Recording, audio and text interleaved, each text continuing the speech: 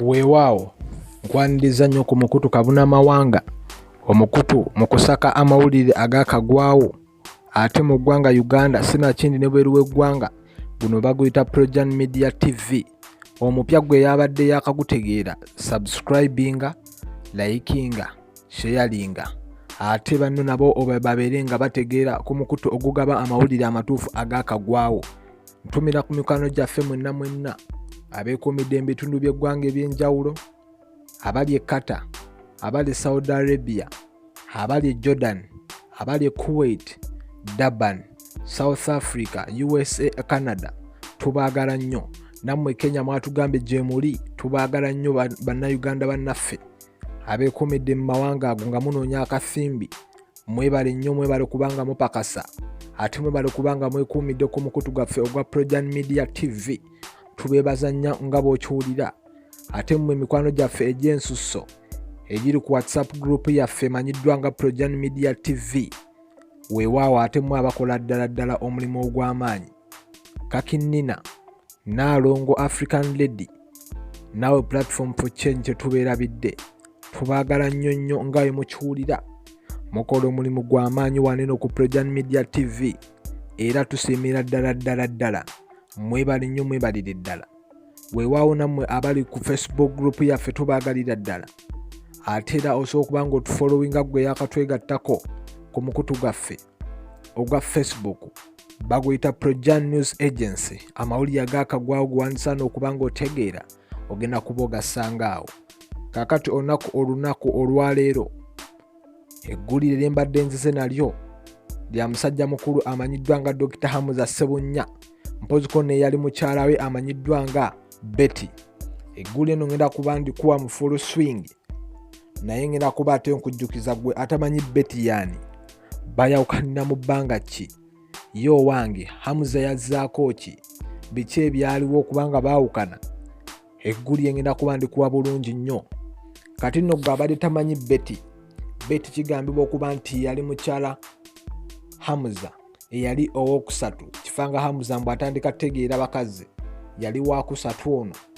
Kigambibwa okuba nti nno n'amuzimbira ennyumba, naye nga Dr Hamza takyawa mukazi budde bwakubeerako naye. Omanyi abakazi baagala nnyo obbawo ekintu kye bayita obudde, giyite time, n'omufaako n'omubiibiita. Mukyala walidde kaki, leero ndeeteyo kaki, leero tugendeko wa, nga Dr Hamza ebyo takyabikolerako ddala, ng'obudda nti abumala ku woofiisi.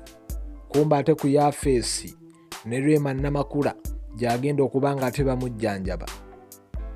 Era sayidi y'omukyala amanyiddwa nga Betty netandika okuba nga egamba muganda waabwe oba muwala waabwe, lwaki teweesonyiwa omusajja takyakuwa budde, omusajja lwayagala lwakomawo ewaka, kwegamba omusajja takyakufiirako ddala.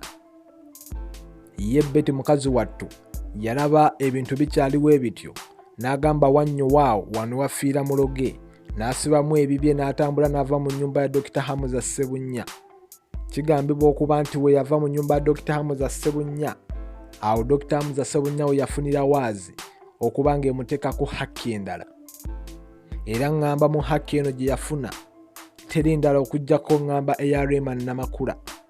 Ate ebiseera ebyo Rema Namakula kaŋŋambe nti nno ebyeri byebyeno, ne Rema Namakula ekyamujja mu nnyumba ya Eddie Kenzo ngamba ey'esseguku kwe kubanga Edrisa Musuuza takyamufunira ddala wadde obudde. Dr musajja mukulu Edrisa Musuuza muyita Eddie Kenzo ng'obudde obusinga abumala bweru mu United States of America, anti anoonya nsimbi ng'asiba mu bivulu, kwegamba nga takyafiirako ddala ku famire. Era zezo ensonga ezaaliwo ze zimu, Rema n'agamba bannange kanve wa Eddie Kenzo. Era Rema n'ava ewa Eddie Kenzo mu nnyumba ng'alabira ddala takyafuna ssanyu ye ng'omukyala, n'alabira ddala nga eri waliyo omusawo amufaako obulungi, ng'amuwa buli kimu kyayagala obudde nga banyumyamuuko nga bobbo. Era Dr Hamza Ssebunnya kwe kwewangulira Rema Namakula nakati gwe yakamala okukuba embaga awe Nabbingo nga 14 mwaka oguwedde. Omukolo gwali gw'amaanyi, abagulaba twagulaba, weewaawo gwe ate agulaba ojja kuba nga ate oddamu ogulaba ku Projani kyemmanyi weegula ojja kuba nga okebera mu videos zaffe gwali gwa ddala nnyo mukwano gwange. Kaakati nno nzija ku nsonga ebadde ndeese wano eno. Twamaze okuba nga tusaka eggulire eryakagwawo nga litutegeezaako nti nno mukyala wa Dr Hamza Ssebunya amanyiddwa nga musawo Betty Bukenya Bushira tumumanyi bulungi nnyo gwe yakyawa. Information emaze okuba nga etuuka ku ntebe zaffe za Projani etugamba nti nno omukyala ono yafunye omulenzi omulala.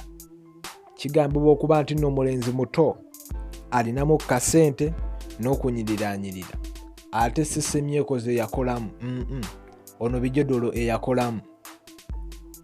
Era Dr Hamza Ssebunya essaawa zino wenjogerera amawulire gamutuuseeko naye tetunaba kufuna kikiva wa Dr Hamza Ssebunya. Naye gwe oba obadde olowooza nti Dr Hamza Ssebunya yasooka okukikola ngamba ng'akikola Rema Namakula na bino bigatte ku byobadde tomanyi oba ku byobadde tosuubira.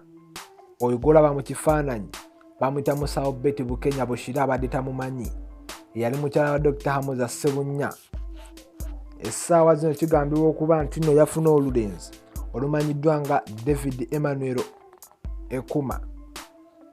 Kigambibwa okuba nti nno baneno bali mu nteekateeka za kuba nga bagenda kwekyalira oba mubedda mwebaze nga mumanyi nti nno byamannyo wannyo.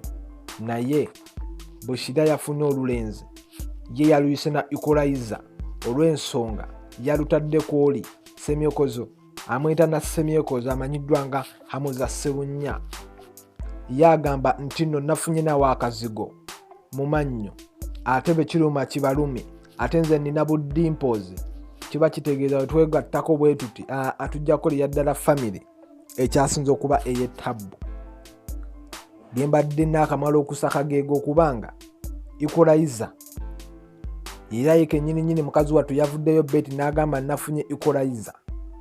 Yagasse ku Dr Hamza yamugasseeko olulenzi oluto olulinamu kasente olulina akazigo mu mannyo olumanyiddwa nga lu David. Nga bwe nkugambye enteekateeka zibaliko ez'okuba nga bagenda kuba nga bakyala mu bazadde ate emikolo ekijja kuba tugitegeerawo mu maaso. Subscribinga, likinga, commentinga, sharinga wano ku Projani Media TV. Amawulire tukuwa gaakagwawo nga geesigika mu ggwanga Uganda walayi sina kindi ne bweru w'eggwanga tubeera tugasaka. Gw'obadde mupya nga wakatweyungako first of all soka subscribing. Weebale nnyo weebalire ddala Makerere Kivulu gye tusinzira okuba nga tutukuweereza.